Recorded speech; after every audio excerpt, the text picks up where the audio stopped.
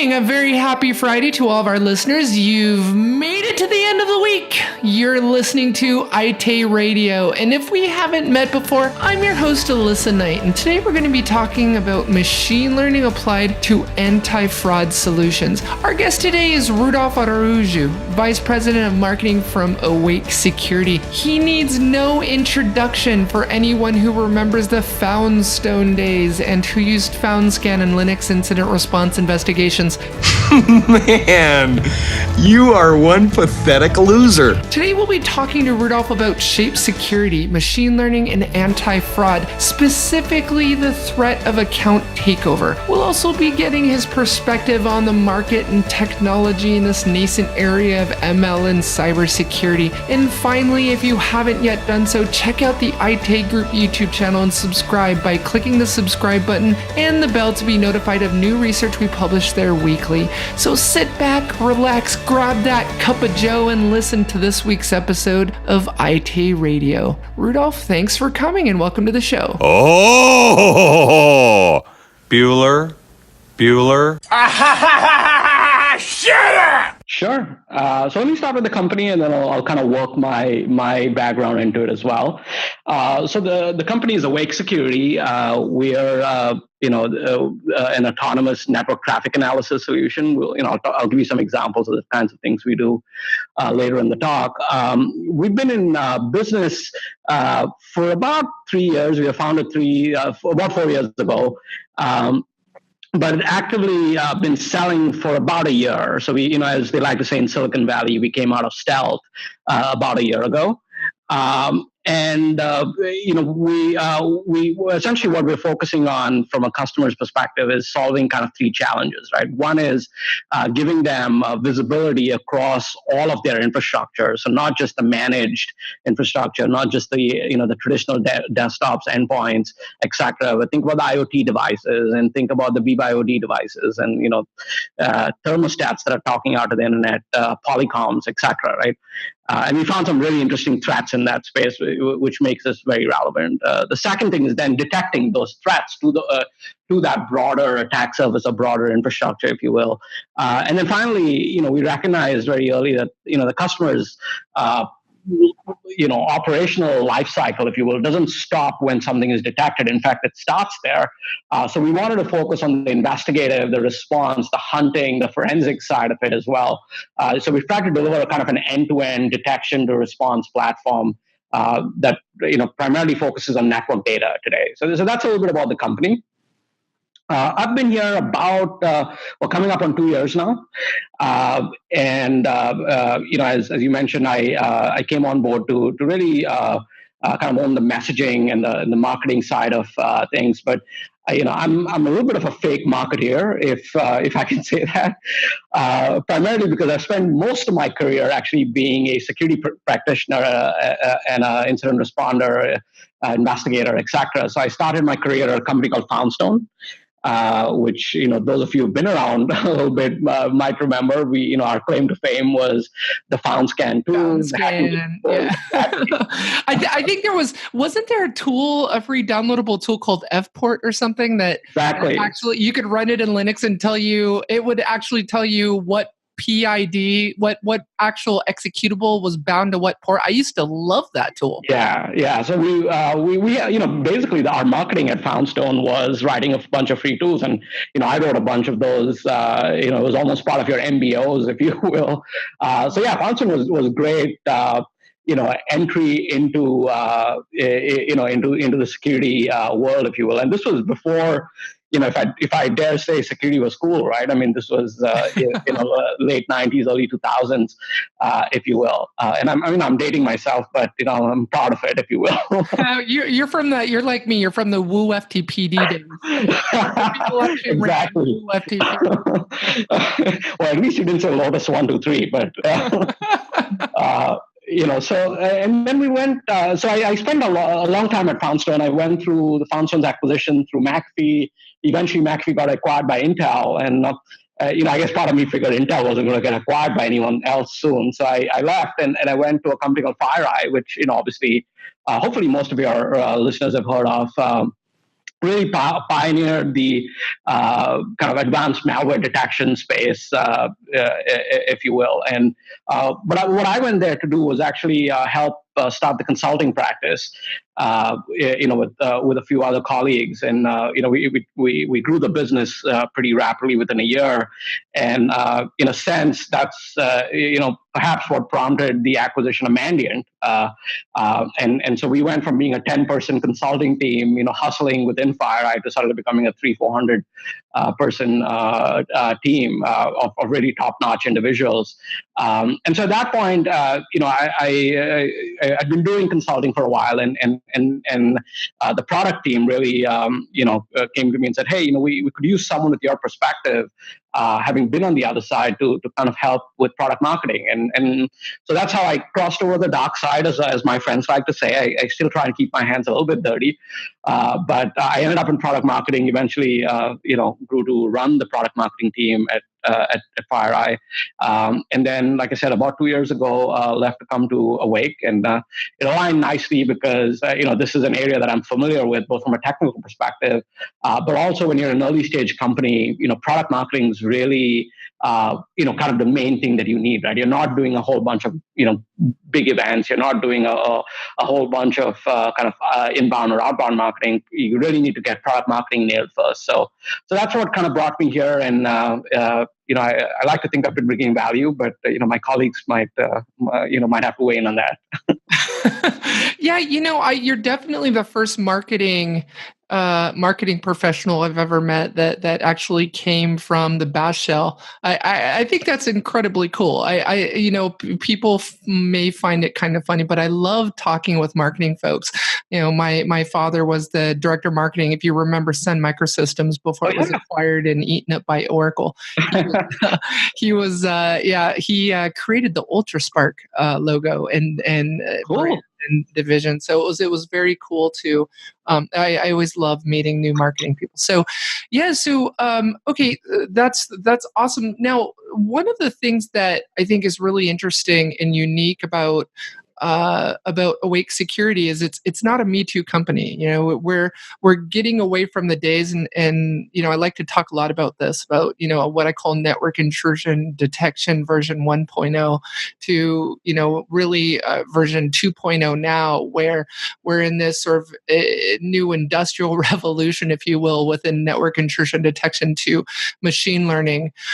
Now, what's interesting about Awake Security is you guys are actually using machine learning to do your detection. Can you speak a little bit about that? Now, obviously, you guys aren't the only vendor out there doing machine learning for network threat detection, but I would love to hear more about the secret sauce and the unique differentiators about Awake Security and what our listeners really should take away with as far as what you guys are doing over there.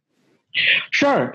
Yeah. I mean, in a sense, I love the way you described it, right? We weren't trying to be, another company that solved, or another company that replicated what some other company in security was already doing, right?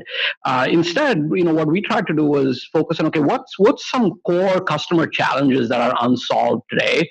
And so in founding this company, our 4 co-founders, talked about 200 security teams, right? And when I say talked, it was actually not that much talking. We were just sitting fly on the wall in a security operations center or an office, and just observing where people got stuck, what worked for them, what didn't work for them, etc. And so we apply a whole slew of techniques now to solve those problems, right? And it's kind of it's cool to say you do AI and machine learning, but there's things that you can do without AI and machine learning that are far more effective and efficient to do with the more traditional mechanisms, if I can call it that, right? And so I think my point being, we try to not take a very puritanical, approach to this problem and say, like, okay, we're going to use the right solution for the right problem. With that said, I mean, we certainly have a fair amount of AI and machine learning in the solution, and kind of maybe describe it in a couple of different ways, right? So one is, we spend we spent a lot of effort and time to build what we call the security knowledge graph, right? So the security knowledge graph is essentially a representation of what is in an environment at any given point in time. And it's not just a set of IP addresses or a set of some meaningless numbers, but a set of entities like users, applications, devices, the organizations you interact with, the domains, the destinations you interact with, because all of those have relationships with each other, right? So you could say, hey, this is Alyssa's phone. And Alyssa's phone is a iOS device, or Alyssa's desktop is, or Alyssa's laptop is a Mac OS device or a Windows PC. So understanding those attributes and being able to associate those back to the entities is kind of the foundational part of our platform, and it really speaks to that visibility. But it actually supports that detection and response capability as well, which I'll get to in a second. So there's a fair amount of kind of unsupervised learning that to use machine learning jargon, if you will, that goes into that process, right? Because what we're doing is essentially sitting on the network or looking at your cloud data, or looking at APIs, etc. And we're trying to passively observe that and figure out, okay, who's communicating with whom here? And again, not an IP address level, but at an entity level. And what are they communicating about, and what are the properties of that communication, and how often are they communicating? So a whole slew of kind of features, if you will, that we then extract and use that all to construct, for want of a better word, a digital fingerprint of the device, right? So rather than relying on a MAC address for a device, or rather than relying on a user ID, we rely on behaviors that are unique to a device, a user, or an application. And as surprising as it might sound, even if we go into these really well-regulated IT corporate environments, that have a gold image that they roll out to every single employee, within hours, you start to see those images deviate from each other, right? Because you install something or what have you, and so that's kind of that foundational element. Without relying on a MAC address or Active Directory or what have you, figuring out what's there in a very human readable format. So that's kind of the foundational element. Let me kind of pause there and see that if that makes sense before I talk a little bit more. It does. I like the way you describe the nodes in the environment. It's almost like vital organs within the body. All the vital organs communicating with each other. You guys sort of look at this in the same aspect, very much like all of these individual nodes having almost a symbiotic relationship with each other. Not just nodes, but also individuals and users. A lot of people, I think, miss the mark where they don't understand that a business's critical assets don't exactly include right. Things with the power button. They also include people. No, that's exactly right. I mean, let's not even go down the BYOD route, but one of the things we would always tell customers in our consulting days is, what's your threat model, right? Like, what are you protecting? And who are you protecting it from, or what are you protecting it from? Because if you're trying to protect everything all the time, you're probably protecting nothing. Kevin Mandy used to say that, and it's so true, right? And if unfortunately, when we go into most organizations today with Awake solution, what we often find is they're seeing between 40 to 60% of what's actually on the network. So when we come in, they see so many more devices, so many more applications, users, etc. That even a well-run security team that's doing everything right for the book, if you will, is shocked and surprised, right? I mean, I'll give you an example of something really cool that we uncovered, with a consumer finance organization in the Midwest. So we got deployed in a proof of concept, And like I said, one of the first things to do is just identify what's on the network, right? And so we said, hey, you've got these 70,000 Polycoms.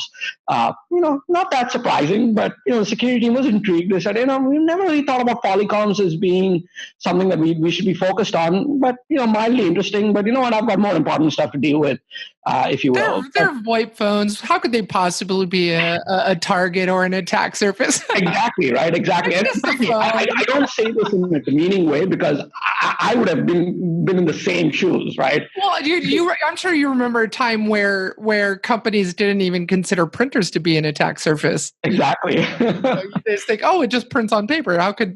Why would a hacker want to target it? Yeah, I mean, total random, a little bit of a tangent, right? I don't know, a couple of months ago, I guess there was a story about how fax machines were being used to break into organizations because fax machines kind of... And then that aquarium thermometer at that casino. I digress. So. Exactly, right? So anyways, 70,000 phones, mildly interesting. But what we were also able to tell them is, hey, because we can characterize these devices as phones, we can start to compare phones to each other, right? Because a phone behaves very differently from a Windows device or a Mac OS device or an end user device, if you will. But all white phones should behave relatively the same, right? I mean, there's probably some deviations. And we said, hey, based on that analysis, what we can tell you is that there's 4 phones that are doing something that none of your other 17,000 or 16,996, give or take a few, are doing. And we said, what? And well, they're uploading data to a location in AWS, seemingly randomly, not on a scheduled nightly basis, but so that kind of piqued their interest, right? And to make a long story short, so that we don't spend this entire podcast talking about this particular case, it turned out there was someone in IT that was basically virtually tapping these phones. There were a couple of phones in the critical conference rooms and then a couple in executive offices. And his devious plan, if you will, was to extract information that he could either use for insider trading or maybe hold the company ransom. Right. And luckily, obviously the company took over the investigation. But as far as I know, I think they found it early enough before there was any real damage. But it's a great example of how this attack surface has changed, how, and by the way, no malware involved, right, in any of this attack. I mean, I'm assuming he or she was just pretty much sending that data to servers on the internet that were unrelated to Polycom's cloud servers. Exactly, sending them unrelated to Polycom, not on any kind of blacklist. Because again, this was talk about targeted attack, right? I mean, this is the ultimate targeted attack for 4 phones in an organization. And no malware. So again, I felt for the security team, because even though this was a really, really well-run security team, how would they be expected to find something like this, right? Right. Because and it's interesting because, correct me if I'm wrong, you guys didn't discover that with traditional Suricata emerging threat signatures. Your solution caught that using either supervised or unsupervised ML models. Yeah, I mean, so this was a great example of unsupervised learning, right? So we were able to do firstly clustering, and this is maybe where we'll geek out a little bit. Clustering to say, okay, hey, these are all of the Polycoms. In the security knowledge graph, these should look similar, should behave similar. So we have a cluster going, and then we can apply outlier detection type techniques to say, okay, what are these 4 doing that don't fit in?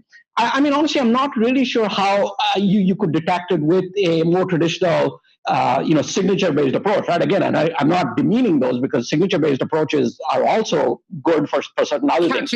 Catching the low-hanging fruit, if you will. Yeah. Or catching things that you can express as a signature, if you will, right? But how do you really express something like this as a signature? So that was one interesting aspect. The other thing that really kind of frankly helped us close the sale with the customer, but I think really was validation for us was the second part of our AI machine learning kind of approach, right? So one of the things we realized was this whole plan of sitting and learning for 30 days of what is a normal, or what is the proof of life, if you will, or a pattern of life, if you will, is a challenging kind of approach, right? Because what happens in most organizations is things change all the time, right? The canonical example people will give you, hey, Alyssa always logs in from San Francisco. Why is she logging in from, I don't know, Kazakhstan, right?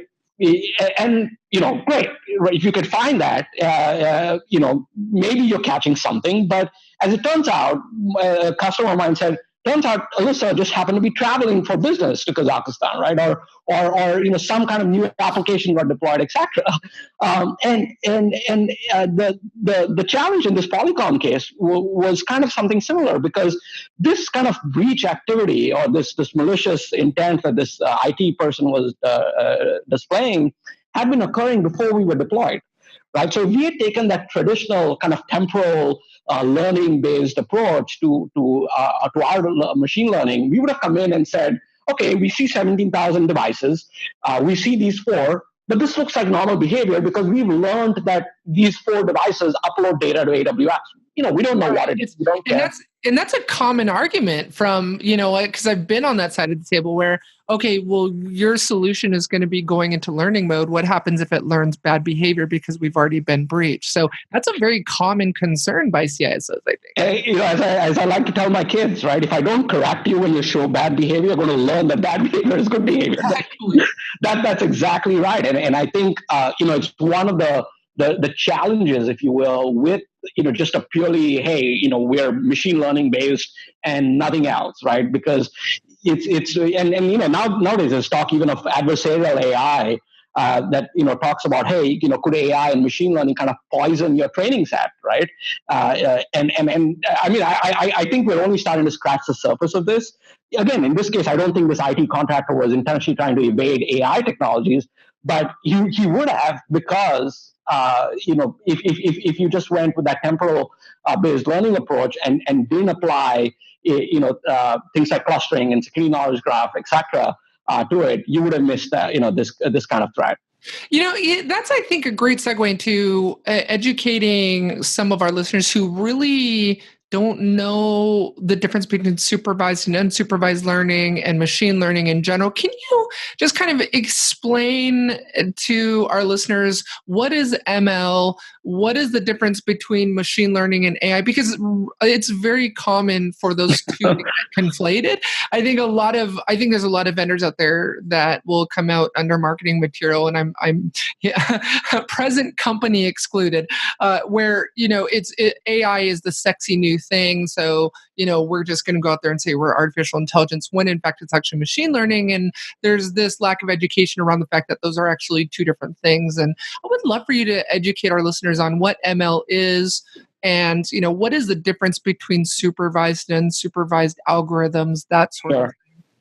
Yeah, happy to do that. So, I'll preface this by saying I'm not a data scientist, right? So for the data scientist listeners out there, forgive me if I say something, technically inaccurate. But I'm sure they'll throw mud at you in the comments. but I'll try and do this in layman's terms, if I may, right? So AI, I like to think of AI, and I think the world in general thinks about AI as kind of the superset, right? So machine learning is a branch of AI.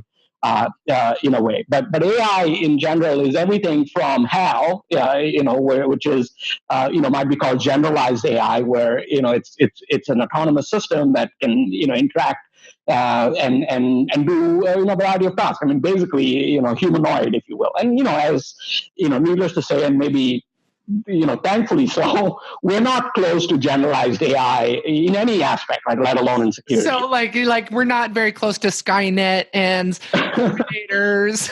Right. I mean, every day there's stories about how Alexa is being abused, etc.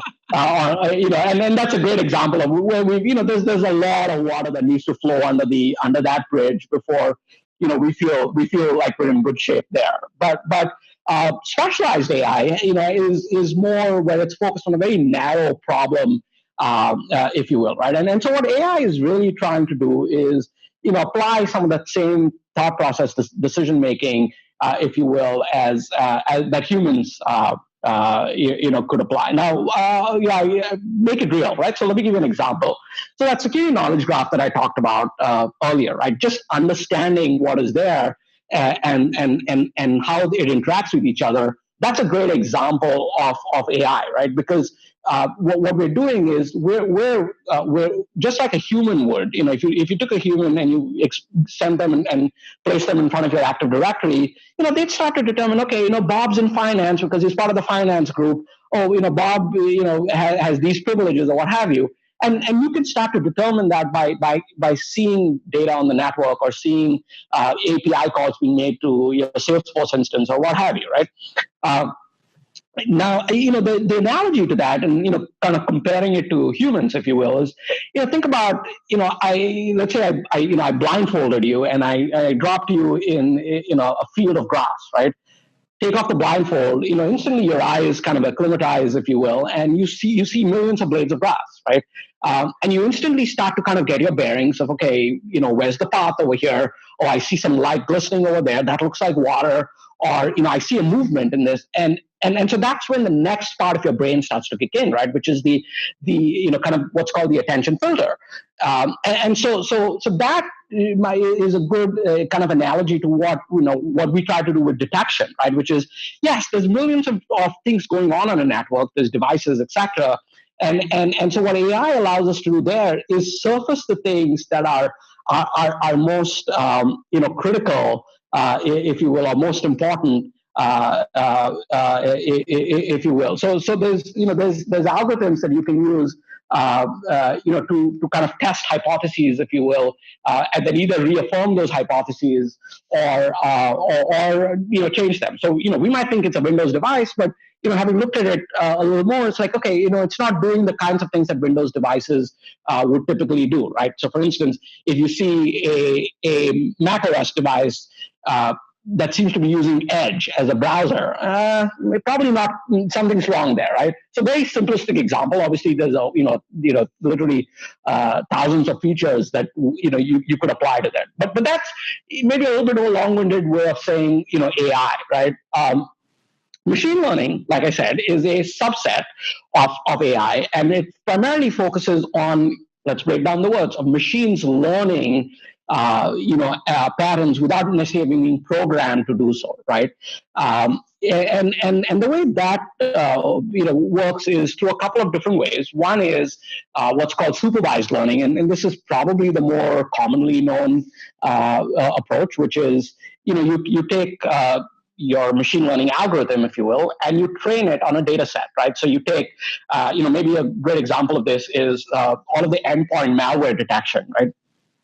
So you take millions of malware samples, and you train your algorithm to recognize those malware samples, and you take a bunch of good stuff too, and you train the algorithm that this is good and this is bad. So you have labeled data, as is used in jargon, if you will.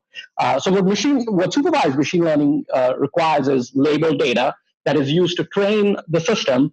And then the thought is, once that training is done, you test the system with data it's never seen before, and you see how well it's doing with differentiating between good and bad. Right, and what a lot of the endpoint AI ML vendors focused on malware detection have done is, in a nutshell, they all have their unique algorithms and things like that, right? But it's basically supervised machine learning. Now, unsupervised, the most of you probably already kind of figured this out.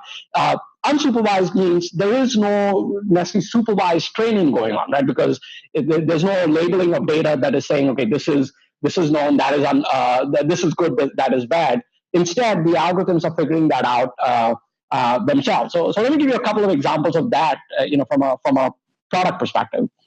Supervised learning, identifying domains or ASNs that are hosting bad stuff, right? As you know, these days, domains are cheap. DGAs are all over the place, domain generation algorithms. So it's really hard to use the traditional approach of blacklisting a domain, right, or blacklisting an IP address, because the attacker has moved on, or they're hosting on AWS, etc. So how can we learn based on how a domain was registered or when it was registered? Oh, hey, this domain is trying to look like Google, but it doesn't look like any other Google, a legitimate Google domain, if you will, because Google registers their domains using Mark Monitor. Why is this one registered with GoDaddy? Again, just a very trivial example of how a supervised algorithm might work. I felt like a mouthful, but hopefully, that. No, that makes total sense. It's funny because I was reading, obviously been doing a lot of research in this area with the new Titan AI machine learning report coming out here soon on all the vendors in the machine learning space and in cybersecurity on the endpoint network. And in that research, in the course of that research, I read this great report, this great article that it kind of tried to explain unsupervised learning. And the author used this analogy of being in a zoo, right? So kind of your whole approach, take off the blindfolds. Okay, I'm going to start grouping these animals based on their characteristics. Okay, these animals have feathers. These animals have scales. I don't know what kind of animals they are. I haven't been trained with labeled data like you mentioned on what these animals are called or what species these animals are. I'm just going to start grouping these things together that I'm seeing that look alike. And any sort of kind of deviations from that, and I think I think you referred to it earlier in clustering. It's clustering those like things together, and That's then right. Specifying what the system does on quote unquote outliers. Right. Yeah, no, that's exactly, I think the most famous example is, a system that can recognize cats, right? Or even if you think about self-driving cars, right? I mean, there's a lot of AI and ML that goes into there because, they're trying to recognize objects. Is this a kid trying to cross with his bicycle, or is this another car trying to pass me on the wrong side, etc. So, yeah, I mean, those are all examples of things that, are good examples of kind of learning or AI in motion, if you will. How is machine learning changing cybersecurity? Do you see kind of? I mean, I always try, and I like trying to be as predictive as possible. And there's what's happened historically, and really what I see is I don't want to say the failure of network intrusion detection, but just network intrusion detection version 1.0, like Snort, the Snorts of the world. They were great tools. They were awesome. It allowed you to kind of alert on specific traffic based on payload or IP header data. So it was kind of like the first step to get us here. But it generated a litany of false positives that no human analyst could keep up with. It was just really not practical. SIM solutions came out trying to reduce the number of false positives. You got correlation engines. You've got all this fancy stuff, but still, even with SIM solutions like the infamous Target breach, where multiple security operations centers generated alerts on the traffic using SIM solutions, how the breach still occurred and went, ignored.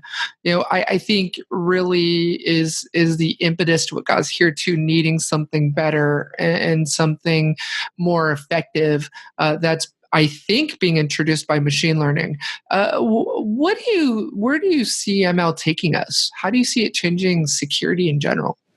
Yeah, I hate to be the bearer of bad news to some extent, right? Because I think actually in some ways, ML let me step back. I think ML and AI have a lot of potential to solve a lot of the challenges that you brought up, right? I think, unfortunately, a bunch of the marketing, if you will, and again, I'm a self-proclaimed marketer here, so I say it with all humility. Has made the problem worse in a sense. I'll give you a very concrete example. So we were working with a university system that had a SOC of mostly free labor from the students, right? And they were evaluating us versus another competitor. And a couple of weeks go by, and they come into work one day, and the other system is telling them, hey, your faculty network has been compromised because a bunch of systems, like a significant number of systems, a significant percentage of systems are uploading data to a location that hasn't been seen before. And we think this is data exfiltration, right? So all hell breaks loose, the faculty network, etc. They log into Awake and they don't see that. So their first reaction is, well, Awake must have done something wrong, or you guys missed it. Well, again, to make a long story short, as it turned out, IT had rolled out new backup software. So think about it. What did backup software do? And it backed up to the cloud. Yeah, and Rudolph, don't get me wrong. I'm not trying to say that machine learning is any kind of panacea to security. I'm not saying also that the ML, either supervised or unsupervised, doesn't generate its own litany of false positives. But I'm saying, like, obviously we have everything is an evolution. You have to start out somewhere to get somewhere, right? So I'm not saying it's a panacea, but I think so. Yeah. I think you're spot on, right? I think there's things, like the Polycom example is a great one, right? Where I think you need a data science-based approach, to it, rather than a more classical, you like a network IDS 1.0, as you called it. Right? Database, yeah. Right, exactly, right. So I'm certainly, and not a naysayer on the capabilities and the potential for AI and ML, but I think, what we find is customers should kind of go in with their eyes, wide open, right, and learn to kind of ask the right questions, because there's a fair amount of marketing. There's a joke in the Valley that says, hey, when you write your pitch deck, you say, AI. You go raise money based on that. When you write your data sheet and your customer marketing material, you say ML, and then when you implement your product, it's if then else. Awesome! I've never heard that one. That's awesome. And no credit to me, by the way. I think I saw this on LinkedIn somewhere. That hasn't made its way to Seattle yet. But my point being, I think my advice to customers is always, ask the right questions. In many ways, the questions that you're asking me, right?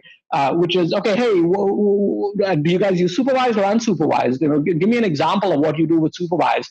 What's your training process look like? Am I going to have to wait 30 days? So I think there's definitely potential in the technology, and data scientists are some of the smartest people out there that I think are going to change the world in many different ways, right? Not just security. But I also think customers should kind of go in with eyes wide open, because otherwise you end up in this situation where you then have to spend good money to recover from a bad money expense, right? Which security is famous for doing, but hopefully at some point we kind of learn to step back and kind of go in eyes wide open. Yeah, no, and I appreciate that, especially coming from someone who's a self-professed marketer. It's like, I think there's a systemic issue within the industry to self-fear, and I've never agreed with that. I think I think we're at a point now, and I've talked about this in the whole hacking connected car space, where I think the audience is sort of getting tired of hearing that the sky is falling. They understand that there's vulnerabilities. They understand there's threats. They understand that these are real. It's tell me what to do about it.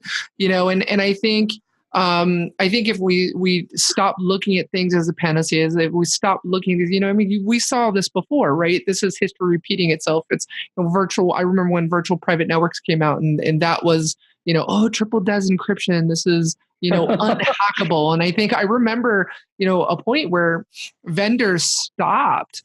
It's almost like it happened overnight. I woke up one day and vendors stopped putting themselves in the sling by saying, "Oh, we're unhackable," And I think it's a change in evolution and mindset on how vendors and vendor solutions are perceived and marketed to the public. But I agree completely. I mean, while I understand you said it in jest that let's put AI on all of our material to our pitch decks to investors, it does sort of have a sexiness to it as the soup du jour, the soup of the day. And I think I think the most important thing, and I know we only have about 15 minutes left, but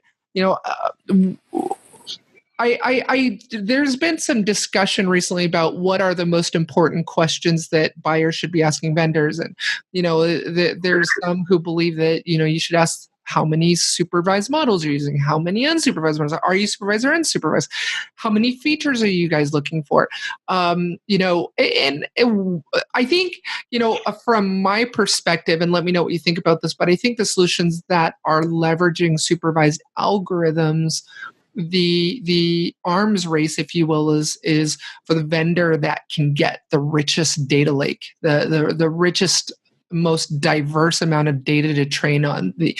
She with the most data wins, right? Because I mean, if you're training your models, the richness of that data is really what matters, I think, the most.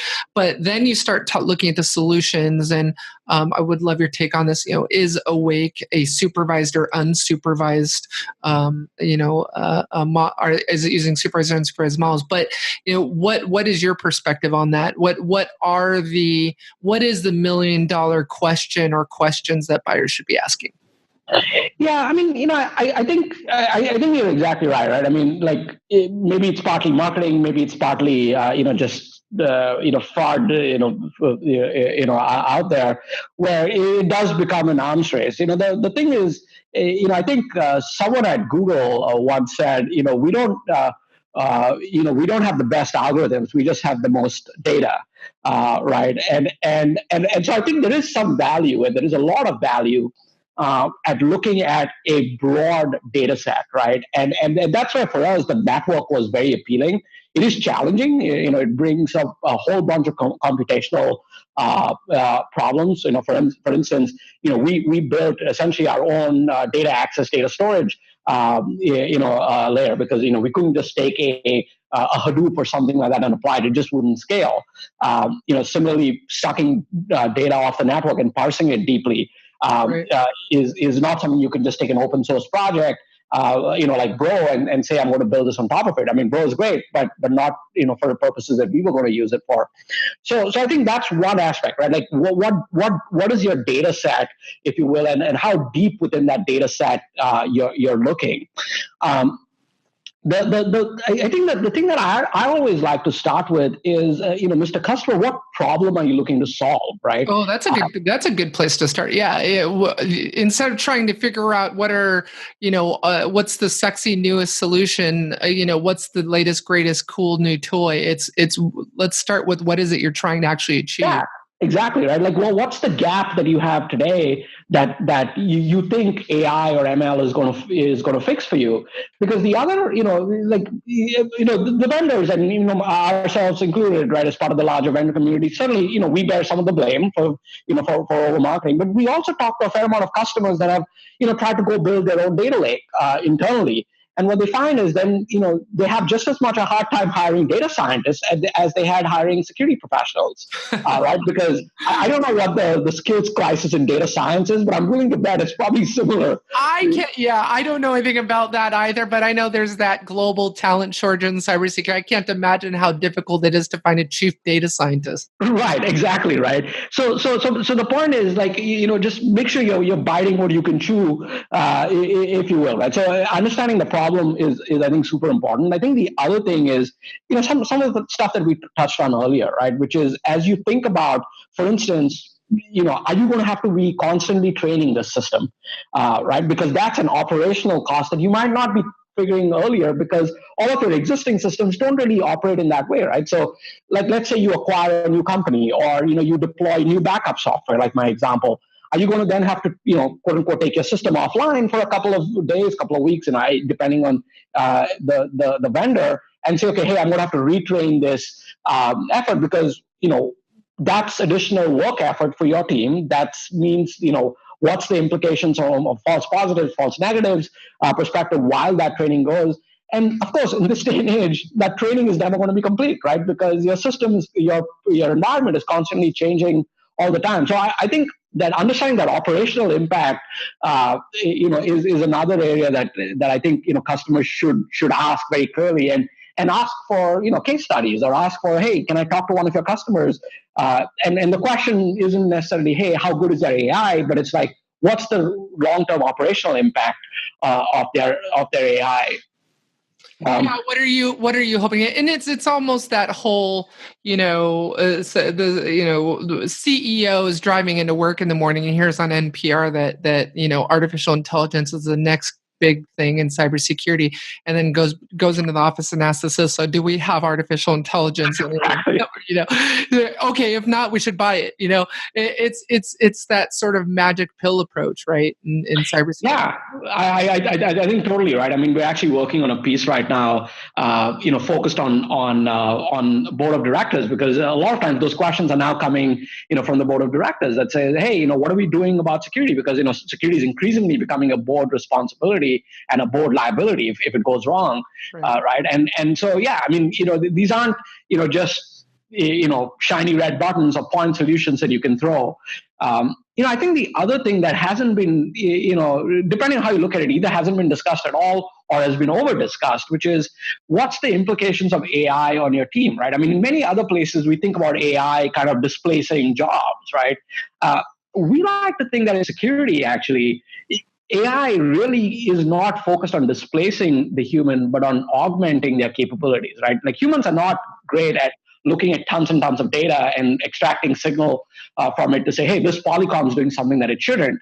But humans are really good at saying, oh, if these 4 Polycoms are uploading data to this location, and oh, by the way, Bob is accessing that location, Bob's doing something bad. So that discernment, if you will, that I think humans can bring is very important. And so understanding the human AI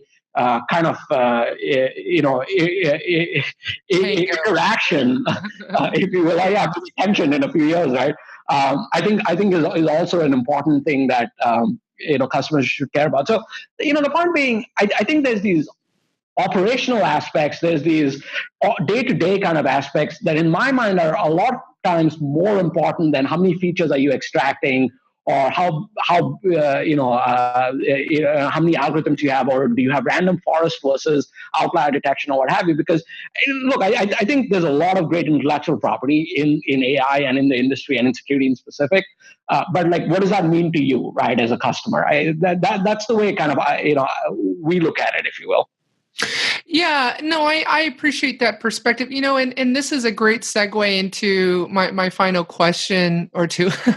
Have you had recently gone out there looking for particular data or insights from research from analyst firms on a particular topic that you couldn't find?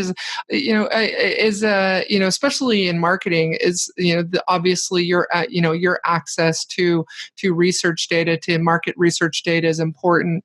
Have you been looking for any particular topics out there recently that you just couldn't find that analyst firms aren't writing on?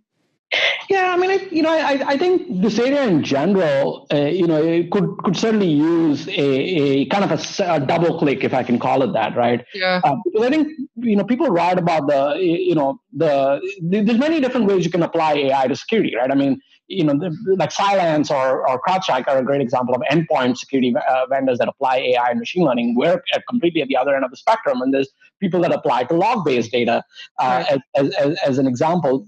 And it's a very different problem, because think about, on the endpoint, training on good and bad is a lot easier, right? Because you got executables, or you got files that are known bad, or you got files that are known good. Whereas on the network, like, do you look at every packet? Do you look at every session? Do you look at a particular protocol? Then there's a whole set of different challenges. And I think one of the things that would help both vendors like us, but also I think our customers, is kind of a decision matrix, if I can call it that, or a decision guide that says, okay, hey, as you think about AI, how do you build a decision tree, right? That says, okay, what problem am I trying to solve? And then within that, how should I think about the AI ML side of it? How should I think about the operational side of it? And then how is that going to impact the stuff that I already have, right? Because that's the other thing that I think a lot of vendors don't do, right? They have a great solution in their mind, and they come in and they say, okay, hey, here's our great solution. It's going to change the world for you. but from a security operations person's perspective, hey, I've already got 17 other things deployed that are part of my workflow, part of my process, and I think that's another thing that again, maybe a little bit more technical, but would help just kind of put AI in the context of the stuff that they already have, and frankly, they're not throwing away, right? I mean, we talked about first generation IDS. Guess what? Most people are still running their first generation IDS because compliance requires them to, right? Right. So how do you relate that then to this new shiny toy that is being brought in the environment? Again, if time, maybe I'll give you a quick example. We had a customer, very early customer of ours, actually in the retail sector, that has their IDS, and they get the false positives, etc.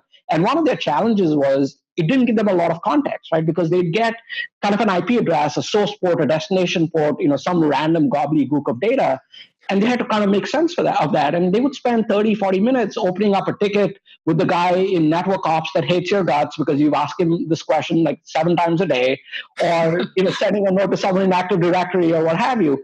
And what they said was, hey, you guys have the security knowledge graph. Could you integrate that with our workflow so that we could just right click and say, this 10.1.2.3 IP address, whose device is that? And so we built that literally in a matter of days, where you could right click there, jump into Awake, and it would tell you, hey, that's Bob's MacBook Pro. Oh, and by the way, this is the forensic timeline for everything else Bob's MacBook Pro has been doing. So it's a great example of where you kind of augment and really extend the capabilities of existing solutions that are still being valued within a customer environment, right? Rather than just poo-pooing them, if you will. Again, it's focused on customer problem, right? Rather than shiny thing that we've built. I've interviewed quite a lot of people on this show, and I really respect the fact that you came right out of the gate, with the P word, right? Looking for the problem instead of trying to just throw solutions at something, without first identifying the problem you're trying to solve. Because it's easy to throw money at the problem, right? You could take a rock and hit any number of different solutions, Palo Alto Networks, CrowdStrike, whatever it may be. There's a lot of solutions out there, but if you don't first know what your problem is, exactly. How do you, it's like trying, I think it's kind of like going to the doctor and saying, hey doctor, give me this litany of, a cocktail of antibiotics. And just not knowing why. Like, why do you need the antibiotics? If you have a cut, on your leg, those antibiotics aren't going to do anything. Right, exactly. It's just, it's trying to start out with the medicine first before the diagnosis, right? And yeah. Totally. I think I heard this analogy. I'll give you another social media blurb where someone said, "Hey, security is like the stack of Swiss cheese slices you might buy at the deli, right? They all have holes in it, and what you're really trying to do is align them so that none of the holes align, right? And in many ways, that's kind of the thing. You bought a bunch of security technologies, and what you want to do is look for the gaps to fill, right? As opposed to buying layer. Defense in depth is great as long as, there's not a gaping hole somewhere else that doesn't have any defense, right? Yeah. This is an awesome conversation and could be an entire show on its own. It's funny because I've written about this, and, I have very strong opinions about, quote unquote defense in depth needing to be looked at differently. I think, organizations need to first figure out what it is they're trying to protect, and then build their security solutions as layers around that, starting from the inside out instead of outside in. And it's fine. And it gives me a great idea for our next report, how cybersecurity is like House MD, really trying to be a diagnostician about, diagnosing the problem and trying to figure out what the problem or what the illness is first, and then trying to figure out how to treat it. And I think we as security practitioners have a tendency to first try and start out with trying to treat it versus first trying to diagnose what it is we're trying to treat in the first place. Totally right. I think partly it's because we come from a problem solving, and again, there's nothing wrong with that. But if at some point they have to meet, right? Otherwise, you end up with solutions in search of a problem, like you said. So. Yeah, exactly. Well, I would like to close out with one last question. What are your cybersecurity predictions for 2019? It's funny, you see it's around, first couple weeks of January, all the vendors, all the companies releasing their predictions for 2019. What is Rudolph's prediction for 2019? I think the main, my if I might be as patronizing to say my, prediction, if you will, Please. is that I think you're going to start seeing a lot more breaches that are coming from this unmanaged infrastructure, right? Where and it's not just IoT devices; it's things like the polycoms. It's things that are quote unquote managed, but just not visible to the security team. Yeah. And I think we're already seeing a trend of living off the land, non-malware type attacks. You put those two together, and you suddenly have a massive Swiss cheese hole or blind spot, if you will, for even the best security teams, right? And I think that's going to be maybe a little bit of a quirky prediction, but I think I think you're going to start seeing a lot more of those. Yeah, it's funny, and I'm always telling people hackers are not always going to target the same thing. They're going to look for that soft GUI, target or attack surface that's going to give them the path of least resistance, right? They're not going to spend hours, weeks, months upon months trying to go in through the front door when it's heavily fortified, when they can simply just go around it through, say, an aquarium thermometer. So yeah, no, I agree with that prediction completely. Rudolph, it was a real pleasure having you on the show. I loved your insight. You definitely provide a unique perspective with your background as a technologist, as a security engineer. We wish you the best of luck at Awake Security. We love what you're doing over there. I'm definitely drinking the Kool-Aid. And for our audience, also to know, we are writing a report on Awake Security that's coming up just on the Awake solution, and Awake Security will also be part of the upcoming Titan AI report that's coming out on the AI or machine learning cybersecurity solutions that'll be published here within the next couple of weeks. So thanks for coming, Rudolph. We appreciate having you on. Yeah, no, I appreciate your time and the opportunity, and thanks for the great conversation. Awesome, Rudolph. Thanks.